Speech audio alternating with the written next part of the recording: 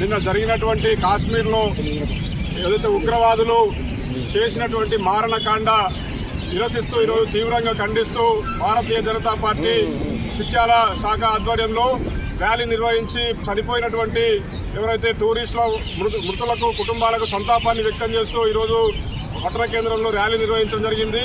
ఈ సందర్భంగా ఈరోజు పాకిస్తాన్ తొత్తులకు కావచ్చు, ఈరోజు ఉగ్రవాద సంస్థలలో ఉన్నటువంటి గుండాలకు కావచ్చు, ఈరోజు తెలియజేసేది ఏంటంటే ఈరోజు కాశ్మీర్లో 370 ఆర్టికల్ను తీసేసిన తర్వాత ప్రశాంతంగా ఉంటున్నటువంటి కాశ్మీర్కు ఈరోజు టూరిజానికి భూలోక స్వర్గం అని చెప్పేసి ఏ విధంగానైతే మనం చూస్తున్నామో దానికి టూరిజానికి పోయినటువంటి అనేక మందిని ఈరోజు ఎంత దుర్మార్గమైన చర్య అంటే ఈరోజు వాళ్ళ యొక్క ఐడెంటిటీ కార్డులు పరిశీలించి వాళ్ళని ఈరోజు వెనకట నిజాం కాలంలో లేకపోతే మొఘలాయుల కాలంలో సుంతి చేయించుకున్నారా లేదా వీళ్ళు హిందువులా కాదా అనే విధంగా నిర్ధారించుకొని చంపడం అనేటువంటి మూర్ఖమైనటువంటి చర్యని ఈరోజు యావత్ భారతదేశం కాదు ప్రపంచం మొత్తం కూడా తీవ్రంగా ఖండిస్తుంది।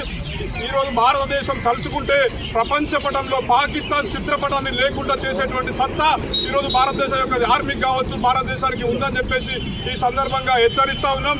అదేవిధంగా ఈరోజు మతం ఆధారంగా కేవలం హిందువులను టార్గెట్ చేసి హిందుత్వాన్ని ఈరోజు అంతమొందించాలనేటువంటి ఏదైతే కుటిలమైనటువంటి జిహాద్ అనేటువంటి ఒక దుర్మార్గమైనటువంటి చర్యను ఈరోజు తీవ్రవాదులు ఈరోజు ఈ దేశంలో నడిపిస్తా ఉన్నారు।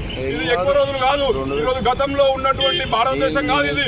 ఈరోజు నరేంద్ర మోడీ యొక్క ప్రభుత్వం చాలా శక్తివంతంగా భారతదేశాన్ని పరిపాలిస్తున్నది।